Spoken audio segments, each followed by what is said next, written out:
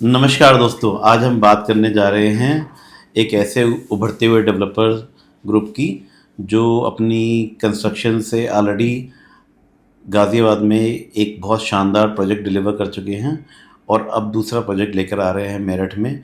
तो मैं स्वागत करता हूं अमित सिंघल जी का। अमित सिंघल जी, स्वागत है चाय एंड रियलिटी में आपका। थैंक यू सपन भाई, आपका बहुत बहुत धन्यवाद। तो कैसे आप? मैं बहुत अच्छा हूँ। इतना अच्छा प्रोजेक्ट डिलीवर करने के बाद जब आपने ये प्रोजेक्ट डिलीवर किया है ओपस सिद्धार्थ विहार में जी, और जो मतलब one of the finest project deliver होके आया है। Thank you so much. मैंने ऐसा commercial project, high street commercial project अभी तक डिलीवर नहीं देखा जो रिसेंट टाइम में जिस तरीके से डिज़ाइंड है, जिस तरीके से डिलीवर्ड है और जिस तरीके से ऑक्यूपाइड भी हुआ है ड्यूरिंग 1 ईयर ऑफ ऑपरेशंस। तो फिर मेरठ क्यों? दूसरा प्रोजेक्ट गाजियाबाद में क्यों नहीं और नोएडा में क्यों नहीं और नोएडा एक्सटेंशन में क्यों नहीं और दिल्ली में क्यों नहीं? मेरठ क्यों? मेरठ क्योंकि मेरा होम टाउन भी है। मेरे पार्टनर, हम लोग मेरठ शहर से हैं, तो एक हमारा कहीं ना कहीं एक इमोशनल अटैचमेंट उस टाउन के साथ में है और ये एक बात है। और हमें लगता है कि जिस तेजी से वहाँ डेवलपमेंट पिछले कुछ सालों में हुआ है। हाँ, रैपिड रेल देखिए, कनेक्टिविटी बहुत अच्छी हो गई है। आज हम दिल्ली मेरठ कॉरिडोर की बात करते हैं या RRTS की बात करते हैं, तो मेरठ के अंदर रियल एस्टेट व्यापार आज बहुत तेजी से उभर रहा है और वहाँ बहुत बहुत संभावनाएं हैं। चूंकि मेरा घर है, हमारा अपना शहर है, तो हमें उसकी एक एडिशनल माइलेज भी मिलती है। तो मुझे लगा काम तो करना है, नोएडा गाजियाबाद तो हम करते ही हैं, तो let's give it a try to Meerut also. तो मेरठ में इस प्रोजेक्ट के बारे में थोड़ा सा डिटेल प्रकाश डालिए अपना। जैसा भी आपने कहा, जिस संदर्भ में लोग हमें जानते हैं, हम लोग कमर्शियल रियल एस्टेट में ही अभी तक काम कर रहे हैं। आने वाले दिनों में जो संभावनाएं होंगी उस पर भी विचार होगा। तो कमर्शियल हमारा एक तरीके से कहीं ना कहीं वो काम हमें बहुत अच्छे से करना आता है। और मेरठ का जो कमर्शियल रियल एस्टेट मार्केट है, आज जब हम मेरठ के कमर्शियल रियल एस्टेट को देखते हैं तो वो बहुत अनऑर्गेनाइज और स्कैटर्ड फॉर्म में हमें देखने को मिलता है। अभी आपने हाल फिलहाल में सुना होगा, मेरठ के अंदर में कुछ अथॉरिटी की तरफ से इलीगल हाँ, बिल्कुल, मेरे अखबार में देखा था कुछ पढ़ा। मेरठ का एक बड़ा प्रोमिनेंट कमर्शियल हब है सेंट्रल मार्केट।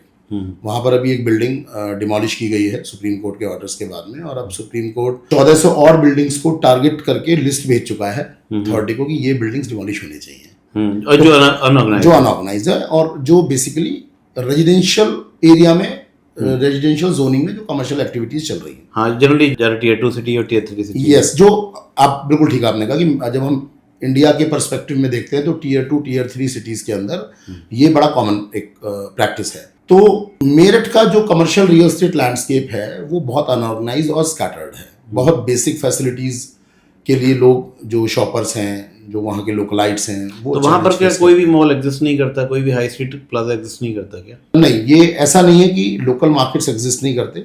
जैसे मैंने बताया, लोकल मार्केट एग्जिस्ट करते हैं, but unfortunately they are not designed and conceptualise markets. वो सिर्फ दुकानें हैं। अच्छा, 10 दुकानें आपने बना दी, सर्विसेज से कोई लेना देना नहीं है, वो उस पैटर्न पे अभी चीजें चल रही हैं। तो मेरठ का कमर्शियल इंफ्रास्ट्रक्चर बहुत डिमांड करता है कि ऑर्गेनाइज रिटेल कॉम्प्लेक्सेस लेके आए। मुझे लगता है पार्किंग के भी काफी सारे इश्यूज हैं। पार्किंग बहुत बड़ा इशू है। मैं पार्किंग तो आज हर जगह इशू है, तो ऑब्वियसली मेरठ में भी एक इशू होगा। तो जब स्पेसिफिकली हम ओपस मेरठ के बारे में बात करते हैं तो हमें 2 एडवांटेजेस यहाँ पर मिलती हैं। एक, जो ये प्रॉपर्टी है, it is a 4 side accessible property. अच्छा, great. It's a square plot और इसके चारों तरफ रोड एक्सेस है। हाँ। तो कहीं ना कहीं वो एक माइलेज मिलता है पार्किंग के पर्सपेक्टिव में। इसके अलावा पार्किंग के इश्यूज को ध्यान में रखते हुए कंपनी ने एक डेडिकेटेडली अलग से पार्किंग की लैंड इसके लिए खरीदी है, जो बिल्कुल हमारी मेन बिल्डिंग के ठीक सामने होगी और जिसमें हम डेडिकेटेड पार्किंग बनाएंगे for this building only. Okay, तो कितनी पार्किंग होगी अप्रोक्स? सर, अगर मैं बात करता हूँ, लोकल में 4 व्हीलर से लोग वहाँ बहुत ज़्यादा नहीं चलते हैं। लोकल में 2 व्हीलर यूज़ करने का ही कॉन्सेप्ट है। अगर मैं बात करता हूँ तो 100 से ज़्यादा 2 व्हीलर्स की पार्किंग का प्रोविजन वहाँ पे है। Great. So which is a good number. Yes. तो क्या हम इस कमर्शियल में आने के बाद ओपस का ये कमर्शियल एक स्टैंड आउट बिल्डिंग की तरह देखते हैं मेरठ में बन जाने के बाद? जी बिल्कुल। तो ब्रांड क्या हम लाने वाले हैं इस प्रोजेक्ट में? सर, ये जो रिटेल डेस्टिनेशन हम लोग डेवलप कर रहे हैं, it will be a mix of local retailers and a certain brands also. तो मेरठ का कुछ लोकल देसी खाना भी मिलेगा वहाँ? 100% मिलेगा सर। ये जो लोकेशन है, मैं इस लोकेशन के बारे में बता दूं, देखिए, हमारा एज अ डेवलपर ऐसा मानना है कि एक स्मार्ट रिटेल स्ट्रीट कम से कम अपनी 3 किलोमीटर के रेडियस को फीड कर रही होती है डिफरेंट कैपेसिटीज। बिल्कुल सही बात है। ऐसा हो सकता है कि मैं 2 किलोमीटर दूर रहता हूँ, मैं राशन खरीदने तो नहीं जाऊंगा, लेकिन मैं शायद अच्छा खाना खाने चला जाऊंगा। बिल्कुल बिल्कुल, इसलिए मैं मेरा क्वेश्चन भी इसलिए था। या किसी ब्रांड स्पेसिफिक ब्रांड आउटलेट पे या स्पेसिफिक कमोडिटी के लिए मैं जाऊंगा, KFC है, बर्गर किंग है, इस टाइप। तो इस प्रॉपर्टी से 3 किलोमीटर के रेडियस में ऑलरेडी 4 लाख से ज्यादा लोग रहते हैं।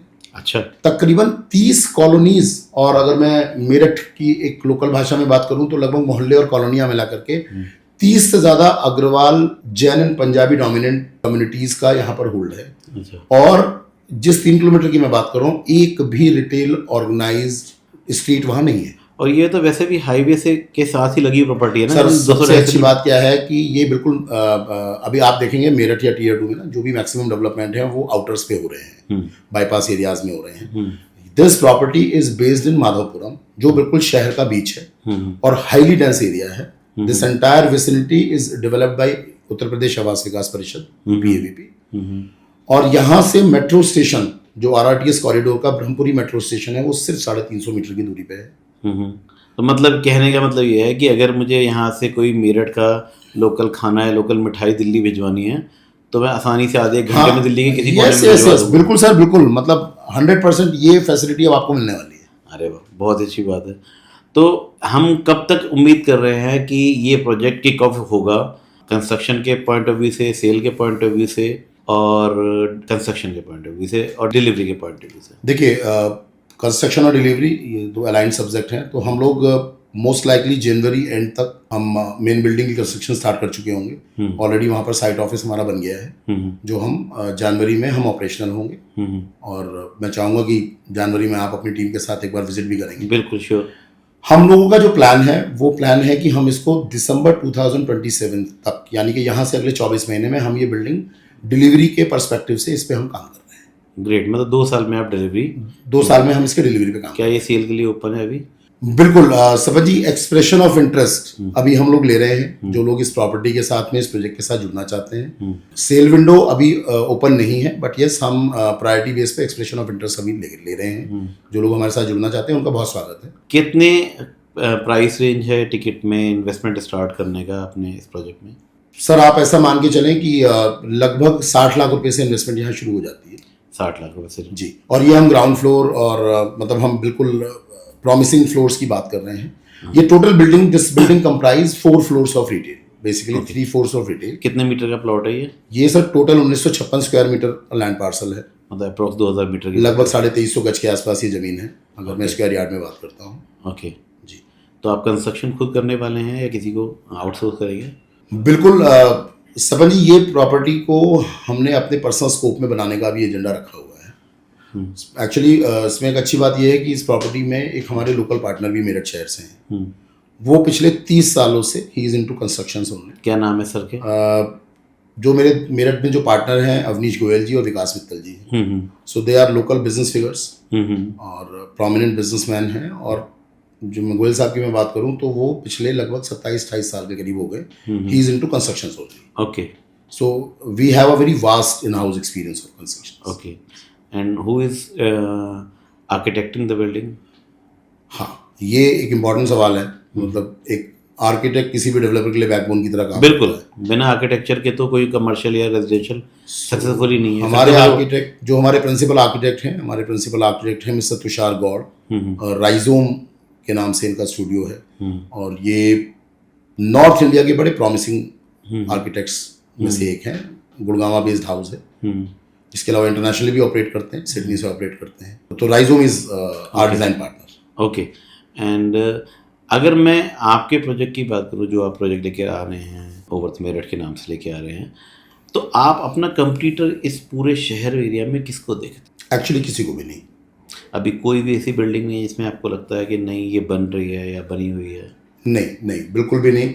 मतलब ये इसे मुझे कैसे समझना चाहिए मैं अभी नहीं समझ पा रहा हूँ कि मैं इसको एक फॉर्चुनेट सिचुएशन की तरह देखूं कि साहब हमारा कोई कंपटीशन नहीं है, या मैं इसे एक अनफॉर्चुनेट सिचुएशन की तरह देखूं कि शहर में कोई ढंग का काम करने के लिए तैयार नहीं है, but there is no competition with us. Okay, हम इसको दोनों तरीके से देख लेते हैं क्योंकि एज ए बिजनेसमैन हमें फॉर्चुनेट और अनफॉर्चुनेट दोनों सर्कमस्टेंसेस को देख के कंपटीशन अगर कहीं खत्म होता है तो हमारे पास प्रोस्पेक्ट भी कम हो जाते हैं, जी। तो कंपटीशन भी होना बहुत ज़रूरी है, तभी हाँ, मार्केट में हम एक्सीलेंस पे जाते हैं। एक बात मैं ज़रूर मानता हूँ कि when it will be on floor, जब ये सारे डिज़ाइंस और प्लान्स हम लोग मार्केट में ओपन करेंगे और रिवील करेंगे, तो फिर ज़रूर कुछ लोग आएंगे जो फिर कंपटीशन में हमारे साथ आएंगे, जिन्हें लगेगा कि इस कमर्शियल लैंडस्केप को बदलने की ज़रूरत है।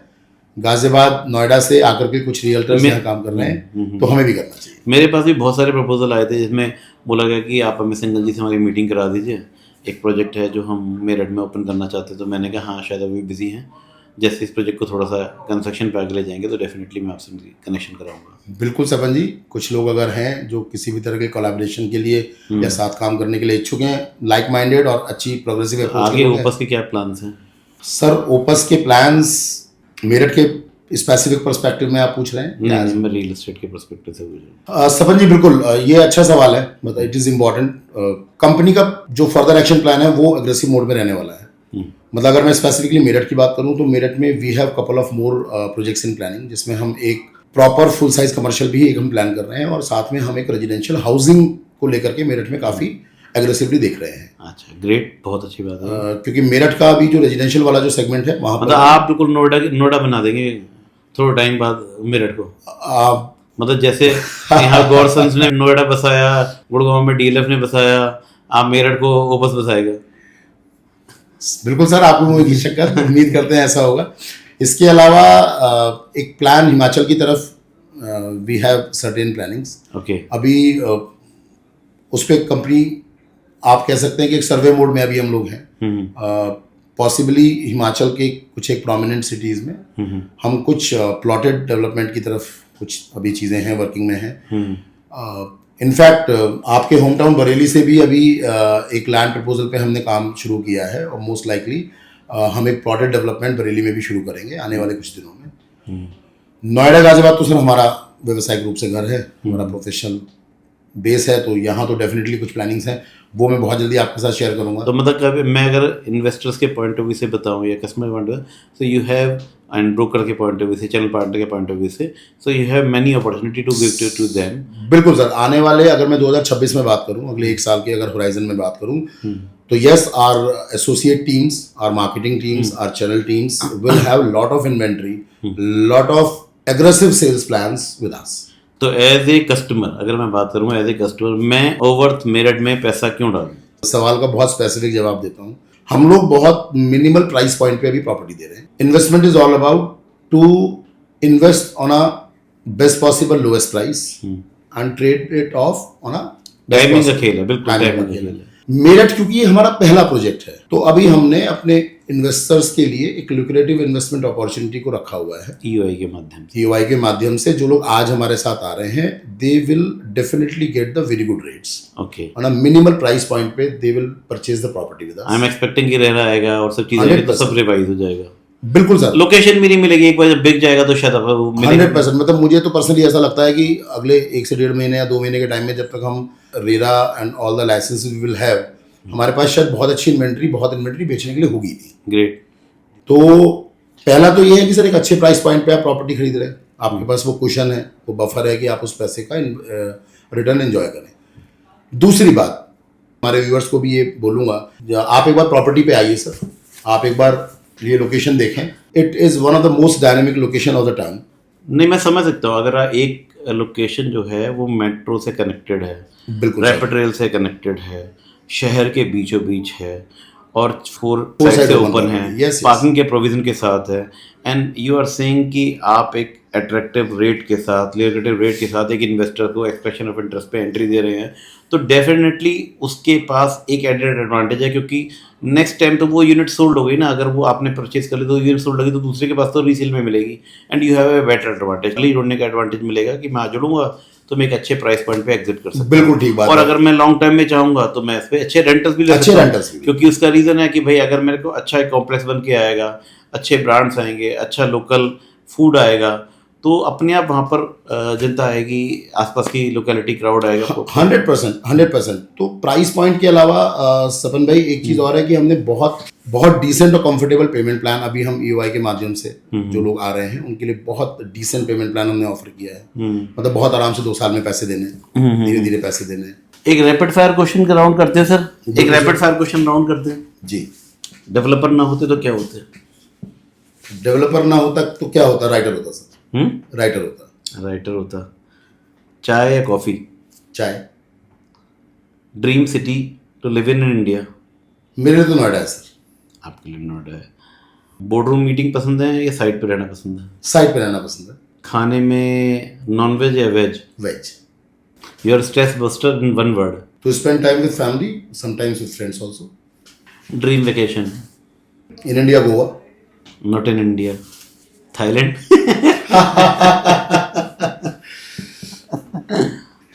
लास्ट एक क्वेश्चन है, एक मैसेज जो बायर को देना चाहोगे, मेरठ के बायर को? मेरठ के बाहर से मैं सिर्फ ये कहना चाहता हूँ कि अपने शहर को अंडर एस्टिमेट करना बंद करिए। बहुत खूबसूरत शहर है, बहुत संभावनाएं हैं, व्यापार के नज़रिए से, इन्वेस्टमेंट के नज़रिए से। शहर बदलाव चाहता है, ख़ास तौर पे हमारी आने वाली जनरेशन, हमारी अगली जनरेशन बदलाव चाहती हैं। मैं अपने परिवार में देखता हूँ दोस्तों, मैं चूँकि मेरठ शहर से हूँ, मेरी एक्सटेंडेड फैमिलीज़ वहाँ रहती हैं, मेरे भतीजे हैं, मेरे कज़न्स हैं, उनके बच्चे हैं, वो लोग व्यापार में हैं। अगली जनरेशन उन पुरानी दुकानों पर, पुराने ढर्रों के बिजनेस सेंटर्स पे बैठ के व्यापार नहीं करना चाहते। नई जनरेशन का जो शॉपर है, ये उन पुराने बाज़ारों में जाने से कतराती है। शहर बहुत तेज़ी से इंफ्रास्ट्रक्चर में बदलाव चाहता है। हम उस बदलाव की एक बहुत अच्छी सोच के साथ में शहर में आए हैं, और शहर के लोगों से हम ये बिल्कुल अपेक्षा भी रखते हैं कि आप भी अपने शहर की ज़रूरतों को समझें, अपनी ज़रूरतों को समझें, और इस बदलाव की इस सफ़र में ओवर्थ के साथ कदम से कदम मिला करके जुड़िए। मैं सिर्फ आपको चाय एंड रियल्टी के माध्यम से ये विश्वास दिला सकता हूँ कि you are going to experience amazing returns over your investments. You are going to experience amazing business opportunities within this complex, within this retail street. So कुछ बहुत अच्छा, कुछ बहुत नया अमेजिंग होने वाला है। जैसा मैंने पहले भी बताया, हम कुछ और चीज़ें भी मेरठ में प्लान कर रहे हैं, ऑलरेडी प्लानिंग में हैं, और बहुत तेज़ी से मेरठ में आप ये एक्सपीरियंस ऑफ चेंज मतलब आपको करना पड़ेगा। अगर इस प्रोजेक्ट में सेल्स के लिए किसी इन्वेस्टर को एक्सप्रेशन ऑफ इंटरेस्ट के लिए रीच आउट करना पड़ता है, तो उसके लिए क्या नंबर है? चाय एंड रियल्टी के माध्यम एक नंबर आप हमारी तरफ से चाहते हैं तो मैं आपको एक नंबर देता हूँ। नंबर रहेगा 9999127555। 9999127555। आप मेरठ से हैं, मेरठ के आसपास के रीजन से हैं, और आप एक अच्छी अपॉर्चुनिटी की एक्सपेक्ट कर रहे हैं जहां पर मैं कमर्शियल में इन्वेस्टमेंट करके एक अच्छे रिटर्न्स, एक अच्छा रेंटल अपने आप लिए क्रिएट कर सकूं, एक डिसेंट एक लीगेसी अपनी नेक्स्ट जनरेशन को पास कर सकूं, तो आप कृपया स्क्रीन पर आए इस नंबर को कॉल करें और एक बार साइट विजिट जरूर करें। जब तक आप साइट देखेंगे नहीं, तब तक शायद आप उसकी अपॉर्चुनिटी का अंदाजा नहीं लगा पाएंगे। जब तक आप मिलेंगे नहीं प्रमोटर से, तो बात नहीं कर पाएंगे, समझ नहीं पाएंगे क्या विजन है। और नीचे दिए गए नंबर पे कॉल कीजिए, अपनी साइट विजिट बुक करें, अपनी इन्वेस्टमेंट बुक करें और अपनी EOI बुक करें ओपर्स ओवर्थ मेरठ के साथ। धन्यवाद अमित जी। थैंक यू सपन जी, आज मुझे यहाँ बुलाने के लिए। Thank you viewers. धन्यवाद सर।